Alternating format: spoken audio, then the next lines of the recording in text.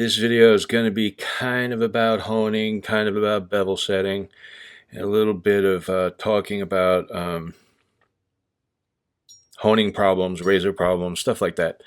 So I have this Greaves, right? You all know Greaves is like a thing for me. I like Greaves razors, and I picked this one up, and it's got the fencing foil tank stamp, which is the first time I've ever had one.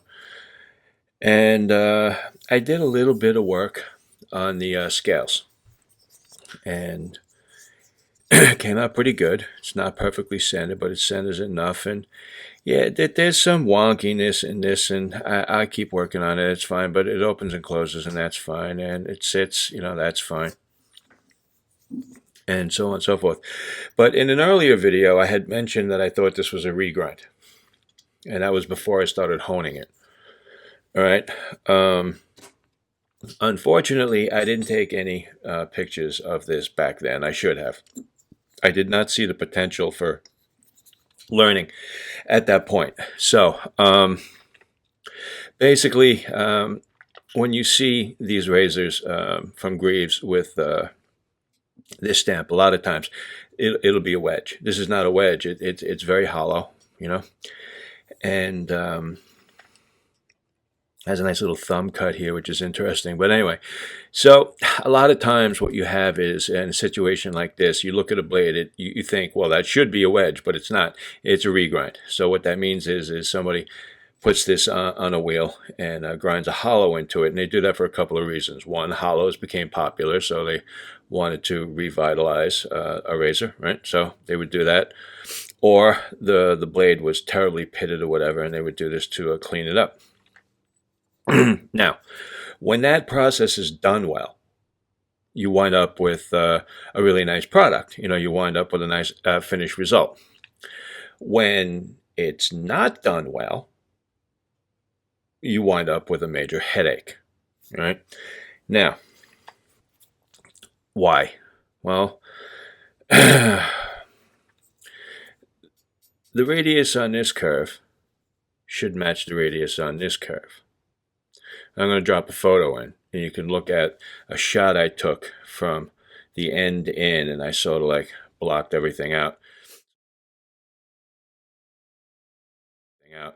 So you can see, right, that the curves are different. The radius is different or something. Maybe the radius is positioned differently, because not only does the radius have to be the same, the center has to be in the same place for each side. And if you don't have that, you wind up with two different curves.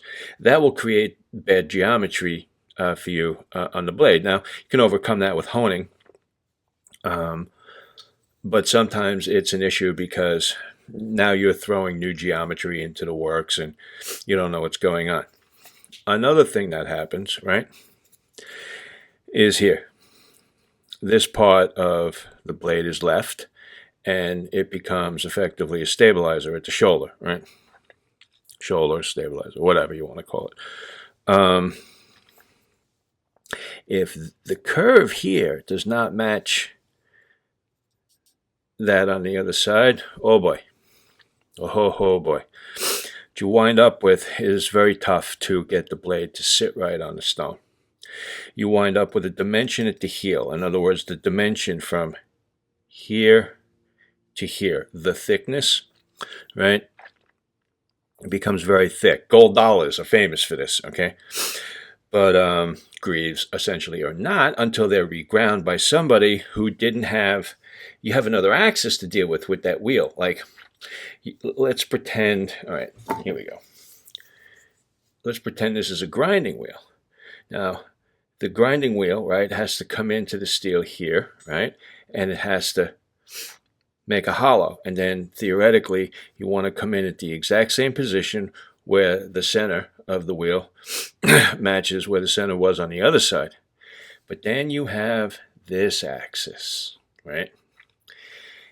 And if it's canted towards the toe, then this becomes thick and that becomes thin. Now, this right here, it's a razor. All we're doing is shaving hair off our face. So, all that scary talk about, angles and geometry and positioning and what goes on, sometimes when you get to the stone, everything sort of levels it out. It's like you have a problem and you have another problem, but the two problems on either side of the border there, they kind of negate each other. That can happen. It doesn't always happen. When it does, it's good. When it doesn't, and that's kind of what I ran into here. I'm going to drop in some photos. Like I said, I got that one up front so you can see that was dropped in already. Then I'm going to show you some pictures from down here, right? And then from this section here. I'm going to try and tilt it so you can see a little bit. But what happens is the bevel really thins out up by the toe on this side. All right. What happened was, right, I'm honing, right, and I start off, and I know when I start I got a problem. Okay, now I'm not going to hone right now because I really want to just demo, okay, tactics, not execution, right? Besides, I already did it and I wasn't taping it. So, in the beginning, right, I was doing my X strokes, right? Put this in here so you can see. So I was doing my X strokes. And I wasn't achieving, I was having a problem like I showed you over here. That skinny section was becoming problematic. What was it here? It's here. All right. It was not improving. It just seemed to be terrible. All right. And I could tell by the feel that this wasn't riding right. Now, I like to ride up. Sometimes when I have a problem blade, I want to ride up on the stone. I want to smooth this part of the blade out. I knew I had a problem. I knew I had to relax the heel. Now, you've heard me say that maybe on occasion. Now, what relax the heel means to me is I take a Dremel and I come right in here and I reduce this profile.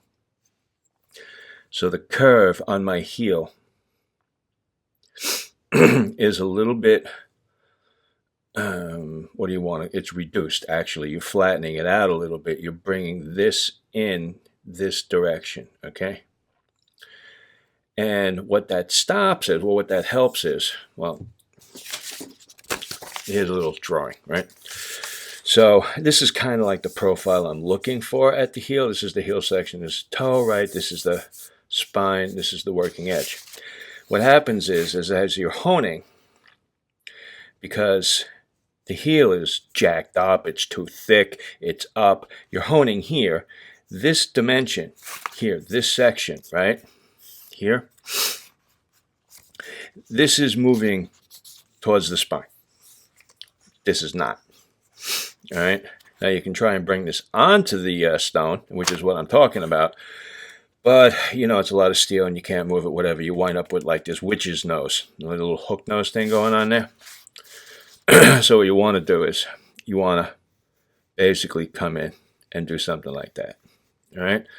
So, and then because you have the stabilizer right in there, what I do is I go in with the Dremel and I reduce. Okay, I go in and I scoop in with the sanding drum.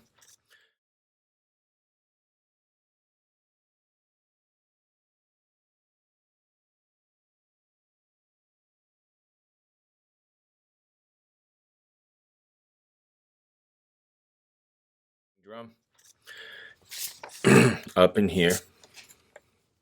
All right, very carefully.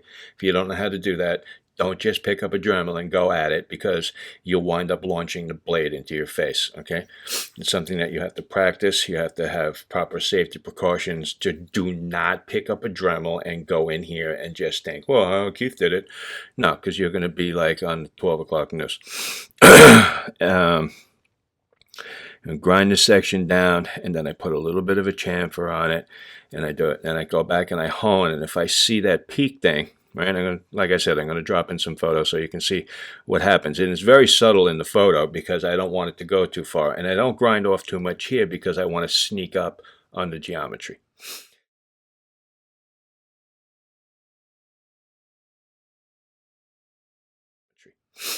I don't want to go in and just imagine where I might be, because when you do that, you always overshoot the mark, and there's no sense in taking off steel that you don't need to. So what you do, what I do, what you do is whatever you do. What I do is I invest more time, all right, because I want to keep as much steel as possible. So I went through that heel relaxing thing like 4 times, right? Little tiny increments, little bits, and just came back to the stone and like a bazillion back and forths with on the 1.5K to give myself a decent looking bevel. And so far, at this point, it's starting to come up nice, and that skinny thing is starting to level out. Let me see, where the hell is it? Okay, now this side here is good. Yeah, right here.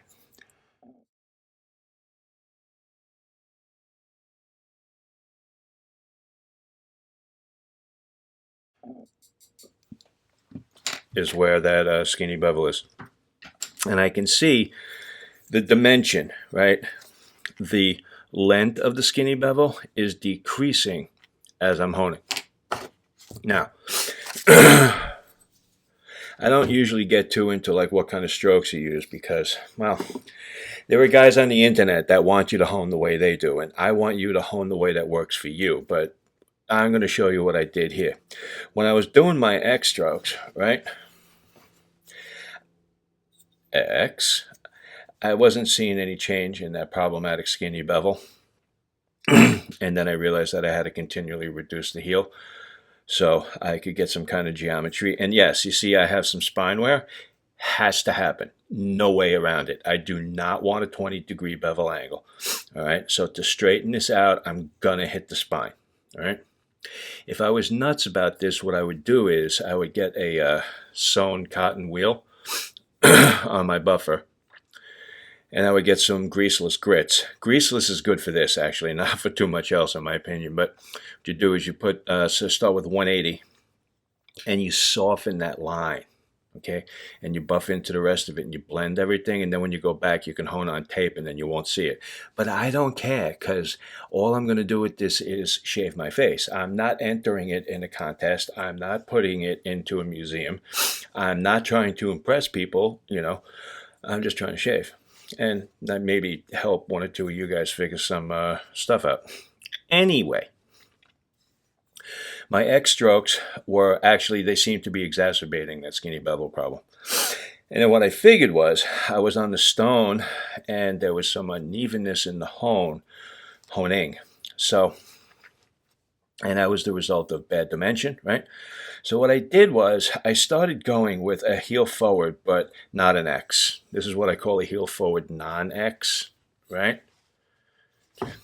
Just coming the length of the stone. Now, I know that there's this hype about doing something here where you keep the blade on, but you're wearing here, right? But you're not wearing here. I like to wear across the whole stone.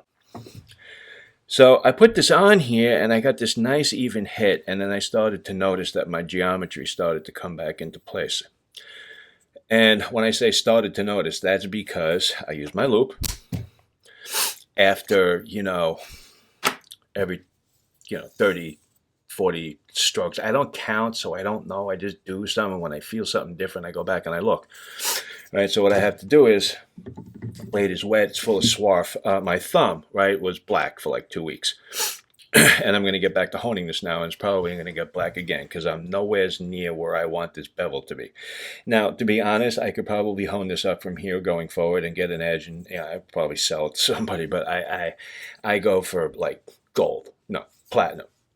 I go for like, plutonium, okay? So you got all this swarf on here. Rinse it off completely. Come in, wipe it, rinse it, wipe it again. Why? Okay, because I want the swarf out of the striations. I want to see everything on the steel. I want to see the striations 100%. I want to make sure I'm traveling all the way to the apex. I want to make sure that I have basically what looks like little tin soldiers lined up on an angle all the way across. All right. The original person who sharpened this, I think he did it like blindfolded in a windstorm on like a sandstone. It was terrible. So I want to get all of that work out. I want a perfectly flat plane. I want both planes on the same angle or as close to it as I can get. And I want it to be nearly as perfect as I can be. And it's going to look whacked, okay? Because the blade is whacked. It's not my fault. I didn't grind the blade. Now, what I'm talking about here, you know, is not advanced and it's not special. I'm pointing it out because I was on a shaving forum and there's a guy who was having, it was recently, he was having trouble honing. And you know, when you look at this blade, like when I got it, you looked at it, you're like, wow, it looks great. And like what it was like a fucking Trojan horse, okay? It was like this nice, pretty looking thing that had this insidious problem inside. So I think what might happen is a lot of new guys, they come on a blade, they put a little money in it because it looks clean, they get it home and it's really jacked. Then they can't figure it out. So that's like the purpose of this video, is to shed a little light on some of that stuff. So that's the story to this point in time. You know, I know a lot of people who hone might want to see some actual honing. I may do some, and I might drop that in. But what I'm not going to do is make the whole video about the grinding away of the steel, because to me that at this point, you know, I have the bevel setting videos and everything, and that covers all of the mechanical part. Here right now, what we an area I have not explored is theory. All right, so this is something to look out for. Problems like this do exist when you run into it and you can't figure out what's going on. Stuff like this could be the root of the problem. Okay. The way around it is to observe, to go slow, and to be methodical. In other words, methodical. Everything is methodical, I suppose. But what you don't want to do is like make 30 changes all at once. All right. When I saw that I had an issue, I did some grinding at the heel. I did a little bit. I didn't do a lot. I didn't do 10 other things. I just did that, and I came back to the stone, and I looked, and I honed, and then I evaluated what was happening following the lightening of the heel. Right? I full disclosure, I didn't do everything on this puppy. Right? I have 2 very coarse Shatnons. I do not recommend these to the faint of heart. Okay, this is a 220. This is very coarse, and it is stupid fast. Okay, if you're not sure about what you're doing, you will get into trouble very quickly with that stone. All right, I don't think I did more than 10 passes on it just to start off redoing the geometry. This is a better stone. Well, they're both great. This is an easier stone, I should say, to use. It will get you in trouble, but not nearly as fast as the 220. It's obviously, it says it right there, it's a 320. And while both of these are really for cutlery, when you have to remove metal, and a lot of it, and you're prepared for making a mistake that, you know, you could really screw shit up. Something like that can be helpful. If you're just learning, I'm not going to say don't get a very coarse stone, because that would be stupid. But if you get one, be stupid careful. If you have a 1.5K, which is what this is, it's really hard to get in trouble fast. You have to monitor everything, but you know, it's a lot slower and more fine, and doesn't require that much cleanup. See, that's the thing about the coarse stones. You take a certain amount of metal off, then you have to take a whole bunch more off to clean it up. So effectively, you have to stop before you're done, and you have to be able to know where that is. Because if you hone on the very coarse stone until you're theoretically done, like you finished your profile, you have a shit ton of honing on this to clean it up. So you wind up taking off another pile of metal. Then what happens is you wind up turning this into a toothpick, which is not the goal. Anyway, I was kind of hoping to leave as much dimension on this as possible. I think at one point in this blade's life, it was an 8/8. It's lost a lot, but it has a lot of life left. And The profile is still pretty good, and I think it's going to be a lot of fun to shave with once I get an edge on. Where I'm at right now is I think I'm ready to basically finish the bevel work. Judging by the feel, I can still feel annoying stuff up at the heel, and I want to clean up that toe area. So that's my goal. I may show some honing. And then what I'll do is I'll come back after the 1K work is done, probably do a pick or two in the two trouble areas to see if there's any comparison to what I have documented visually already with a couple of photos. Maybe, maybe not. We'll see. And then we'll go forward, and then I'll talk about the rest of the steps in finishing. Again, this is about theory, not so much about hands-on. I could sit here and grind the blade all day. You're not going to get as much. You're not going to get as much of what I'm talking about right now. All right, and I really just wanted to throw down some theory because I think it's important to be able to postulate and attack, to make a prognosis, come up with a prognosis about your blade. I don't spend a lot of time evaluating stuff. I just don't. I sit down, I hone it, I look at it, and it registers automatically to me, but not everyone's going to have that eye, right, or that sense. So some people will spend more time, and that's fine. It's not about better or worse. It's just about your way and my way, right? So I don't do a lot of evaluation. I'm pretty much an action-based and results-based person, like right out of the gate. I go right for it. But talking about the theory, that I'm discussing here is important, I think.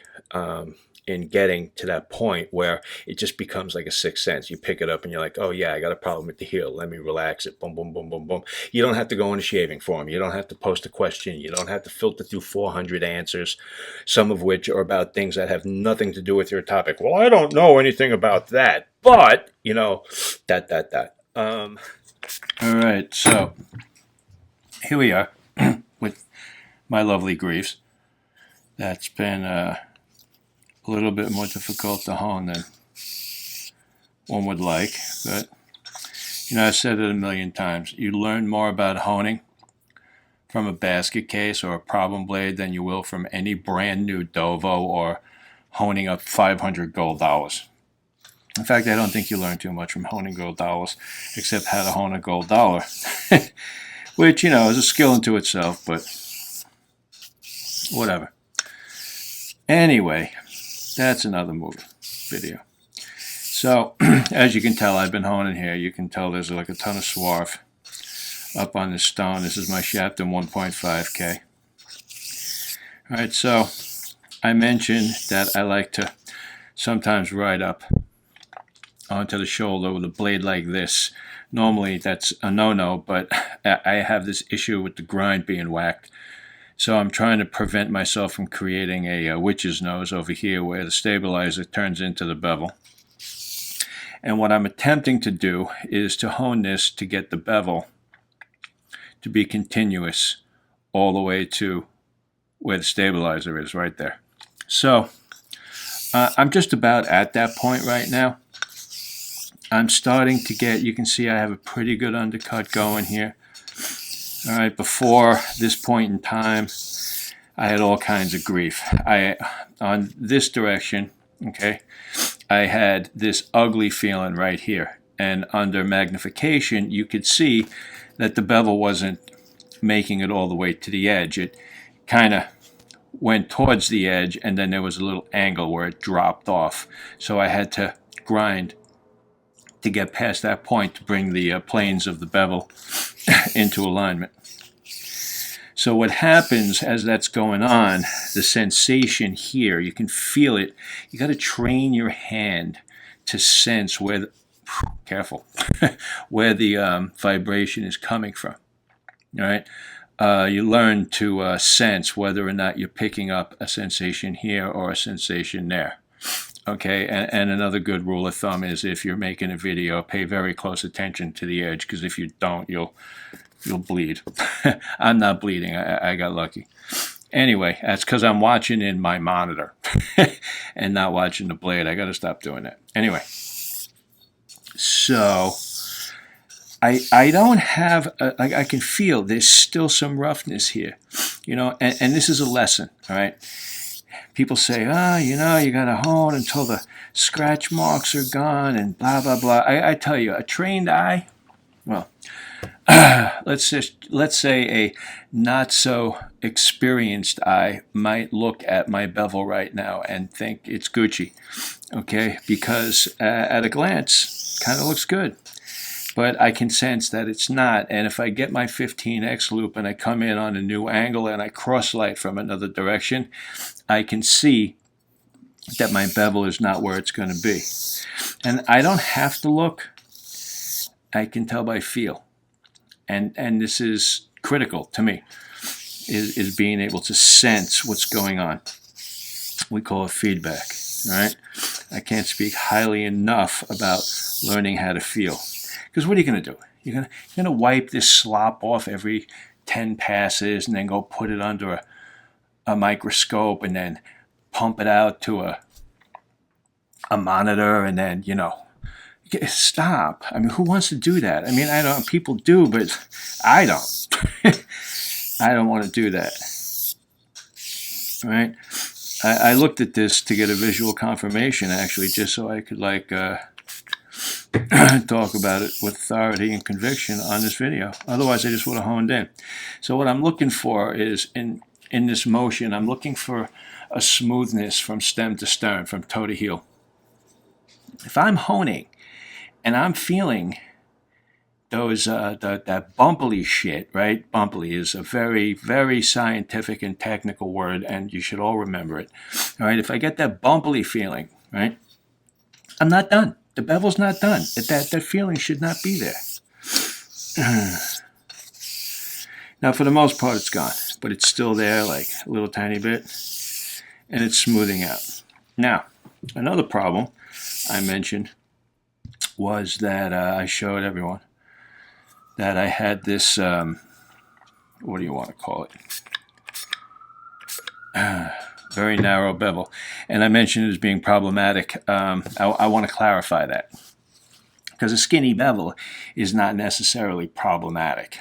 Here, in this blade, it's indicative of a grind issue. So that's what I meant.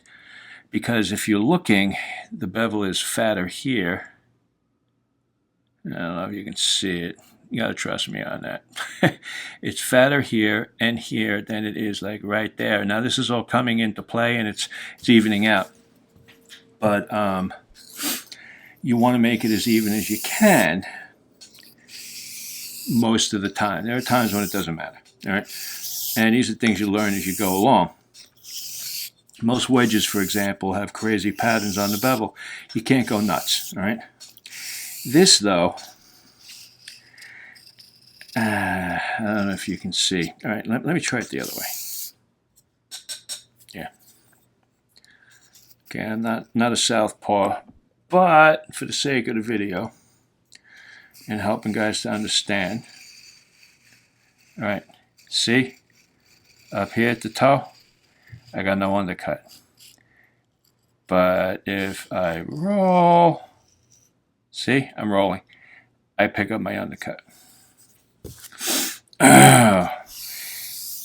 Yeah, that had potential for major disaster right there. I'm kind of glad I did it, though, because I think it helped you all see something. And that's what I'm working with here. I'm working with this like warp. I got a bad grind. I got, you know, a bad regrind on top of what was probably a bad grind to start off with. And these are challenges that somebody new, well, everyone actually, new or old, is going to face if you're going to be honing these kind of blades. You know, if you're going to pick up vintage blades, you're going to run into some crazy stuff. What I don't mind here, like this blade is, I don't know, what, 150 years old, right? I don't care that it's whacked. I expect it to be whacked. If I was 150 years old, I would be whacked, okay? I hope if I make it to be as old as this blade that I am in as good a condition as it is. I mean that. You know, newer blades that have issues, you know, they make me really unhappy. I don't want to keep beating a dead horse here, but gold dollars. I'll get off this tip quick, but I just want to use it as a point. If I buy a gold dollar and it's whacked, it pisses me off because it's a brand new blade. There's no justification. I don't care that it's $5. I don't care if it's $1. It's 2018. We can put an astronaut on the moon and land him in Texas for lunch the same day. You can't make a fucking razor blade that's like not like built like shit. Please stop, okay? There's all kinds of machinery over there. Just fix your game. They got a new one out where they like literally hack away this whole section of the razor because they know they just have no interest in trying to get this part correct. So it's literally angled from here to like there. You lose like, I don't know, a quarter, a half inch of the blade. Yeah, I could do that with a Dremel. That's what a lot of guys who modify gold dollars do. But anyway, it's not about gold dollars or anything else. It's just I'm making a point. Like, this is an old blade. It's a little jacked up. I'm putting effort into it because, well, it's an old warbird. And that's kind of one of the things that keeps me in with straight razors is that connection with our past. My past, your past, everybody's past. It's historical in a way. It makes me feel good. I look up information about, the what do you call it? The Smith, William Greaves, and Sheaf Works, and like for example, you can go to the Sheaf Works and you can still see the sign on the building. I think it's a bar or a pub now, and that's really cool. And things like that interest me. Then I wonder where the blade has been and how it got to this point and who decided to regrind it and what happened that day. Did someone fall asleep? Was it half done? Did somebody forget? I don't know. It's all kind of like interesting. I don't get that history connection with new blades. That's all I'm saying.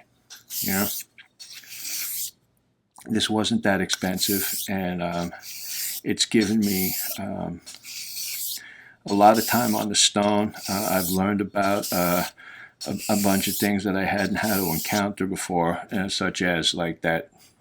Well, it's not that I haven't encountered it before. I just not on a regrind.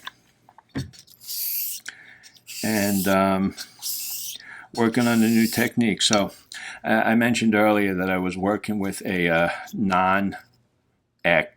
Like this is an X, right? I think you can see the X I made there on the stone. It's pretty graphic. So I was straightening out the geometry by doing this. You can see I'm not picking up here. Well, I can see it. You can't. And then for the reverse, I was doing the same thing. All right, that puts my blade on the stone the whole time. If I'm doing this, the heel is off more than the toe. That could be good, that could be bad. But when you're trying to even things out, it can cause you a headache. So we stick to, this type of thing, heel forward, non-X. And if you wind up going off a little bit, it's a razor. It doesn't have to be like, the tolerances here isn't all that great. You don't have to worry about it. You just have to get close. It's like hand grenades, Get a hand grenade near somebody and it goes off, you're probably going to kill them. At least take them out of the game. Same thing with razors, I know you get confused. You go in shaving farms and everyone's talking like a freaking quantum physics engineer, psycho, know everything dude. And you're like, I can't do that. You can do this. You can do this. All right, you're looking at that mud and you probably don't want to do it, but you can't. That's the point. All right, it's a razor. That's all this is a piece of metal I'm grinding on a stone. That's it. All right, all that highfalutin talk that people pontificate on in an attempt to line their pockets with your dollars from charging you for honing.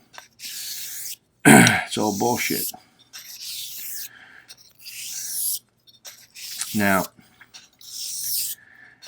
I can tell you my feedback now has transferred a little bit. My forward motion is becoming much, much smoother, and I think I'm on point on this side. But what's happening now is I'm picking up a little disturbance on the other side. And that's kind of normal. It's kind of like you kind of getting them lined up, and then finally they level out. Anyway, I didn't want to make this an hour-long video, and I think I'm going to be running into some time by continuing to show you the grinding process. And it wasn't my goal. I didn't want to get into a swarf video. I am having a little bit of trouble on the way back picking up on the toe. My roll, I'm using my finger here to pivot, okay? Because, let me show you. All right, see, I'm not picking up there. I'm trying to get, right. I'm trying to show you. Okay, you can just kind of see it up at the toe, the liquid. I'm literally pitching the blade up on an angle. It's not just a roll, it's a roll and a torque. This is a very difficult technique to pull off. Yeah, but you do it a few times, you get it. The first couple of blades you do with an edge like this, if you can't straighten it out. And I'm starting to think that for me to straighten that part out might just require way too much steel removal. But anyway, what happens is you're going to wind up putting you got to make that motion really smooth, so the bevel is going to have a little bit of a rounding to it, but you want the transition to be curved, not angled, because if you pick up an angle on the bevel, that means if you hesitated or you spent too much time in one place, you're going to wind up with a little bit of roughness, so it might not shave so smooth up there. So that's something to be aware of. It's part of the sharp is easy, smooth is not adage that you'll hear me say from time to time.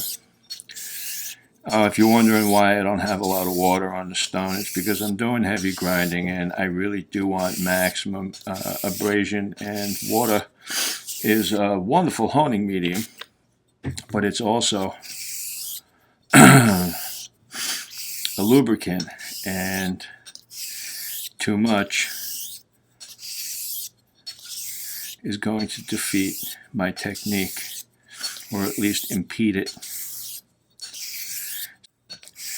Anyway, I'm starting to pick up a better undercut up by the toe, or toward the toe, but I'm still not really happy, so I'm going to spend some more time on this, and then I'll get back to you. All right, stay tuned.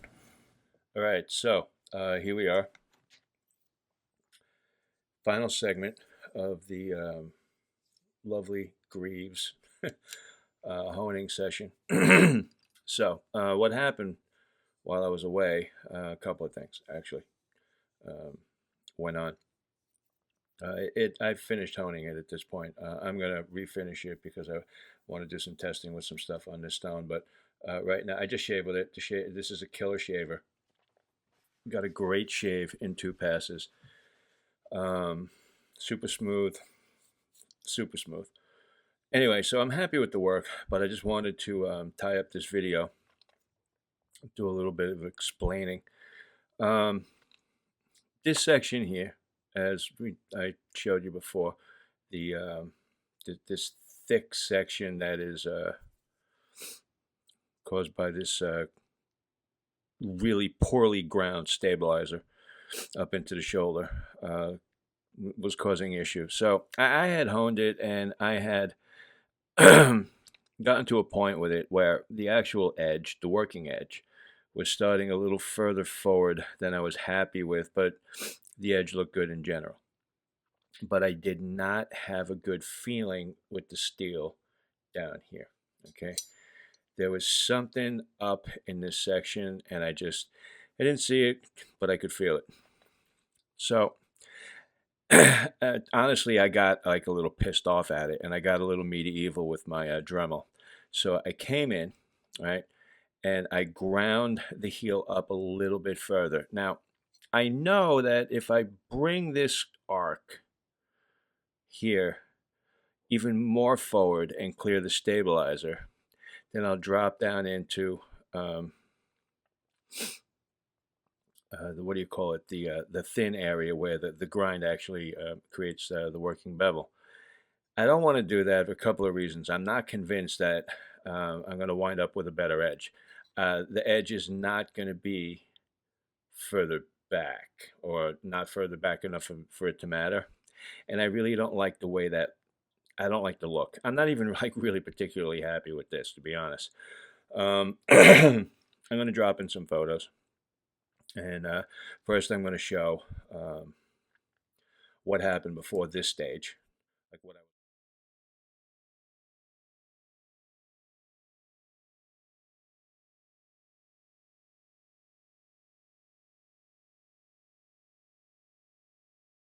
stage, like what I was looking at from a top-down perspective. So shooting into it so you can see, right, what went on and how I had done some work to thin out this stabilizer. Then there's another couple of photos where I'll show you the work from this. And when I get to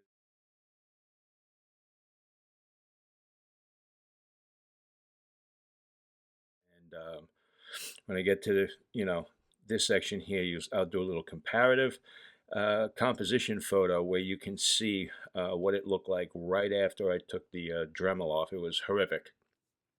And I want to show you that because the following photo, or the composite photo, will show you what it looks like kind of like now. And like now. And to give you an idea, right? Basically, let me move this out of the way, right? Uh-huh. I need to make sure I got focus. All right.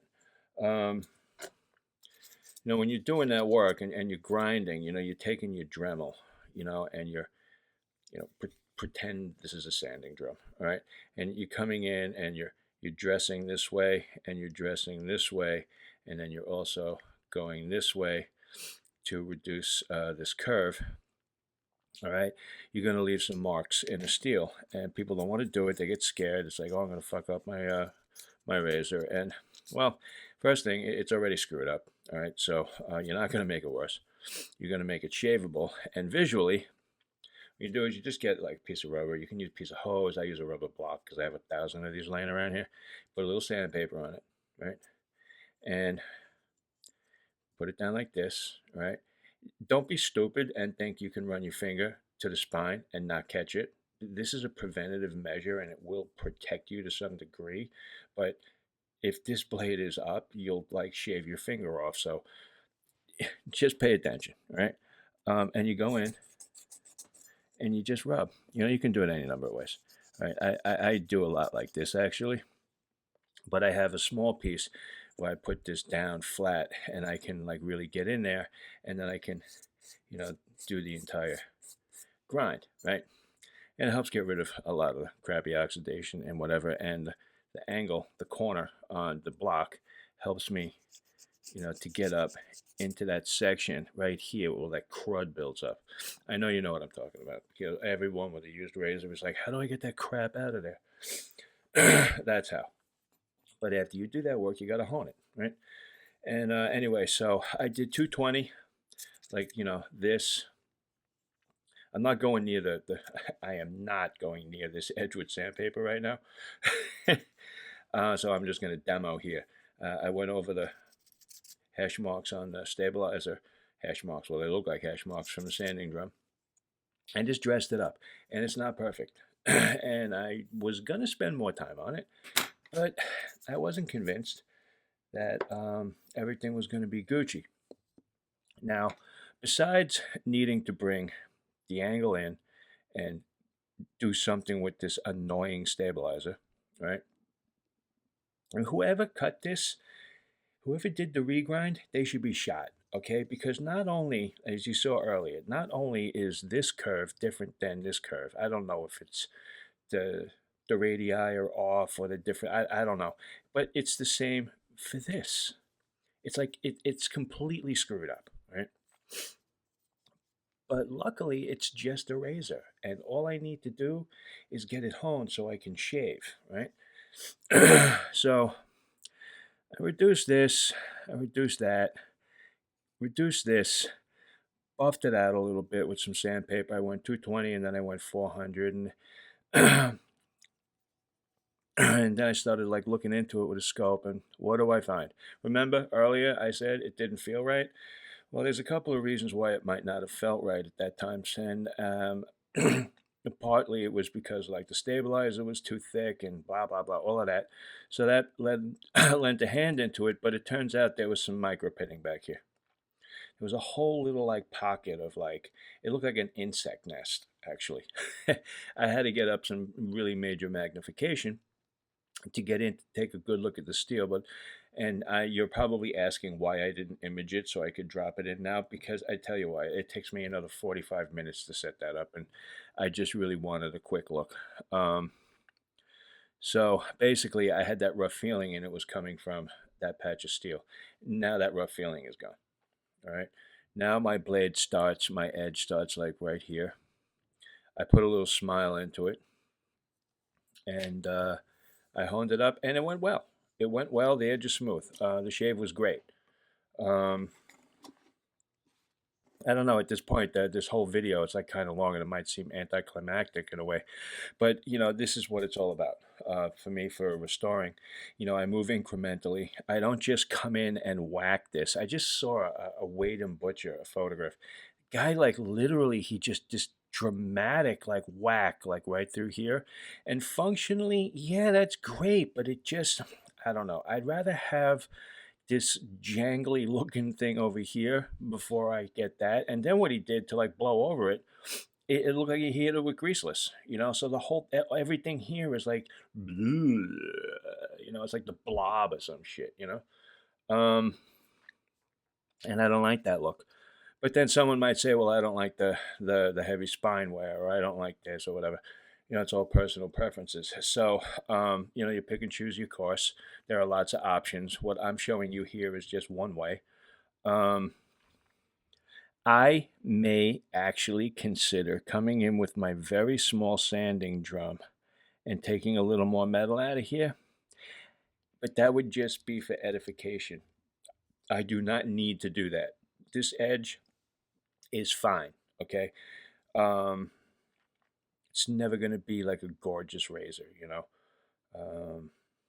It was jacked up back in the day when they did a regrind on it, and I was lucky enough to find it. I actually enjoy basket cases like this because they teach me a lot. I learn more from honing problematic razors than I do from honing brand new Dovos or TIs. I get to see a lot of the geometry unfold. I get to experience all of this weird grind stuff and learn how to navigate around it. And then I have to like work my honing skills around it to accommodate it so I can get the edge I want. And sometimes like for this one, you come up with not really a new technique, but just to cover the toe, you got to roll with a forward cant torque pitch kind of thing, and you have to execute that across all stones, otherwise it's rough. And I nailed it, and I'm really happy with this. Anyway, so I guess I could continue to talk about this for another 15 or 20 minutes, but there'd be no need because I'm fairly certain I'd be repeating myself. The only thing left for me to do here is get this on top of my JNAT and redo the finish on it just for the sake of testing out a new Tomo or two. Anyway, so that's it. Don't be afraid of problem razors. Go out, buy them, hone them, Um, this thing is like over 100 years old.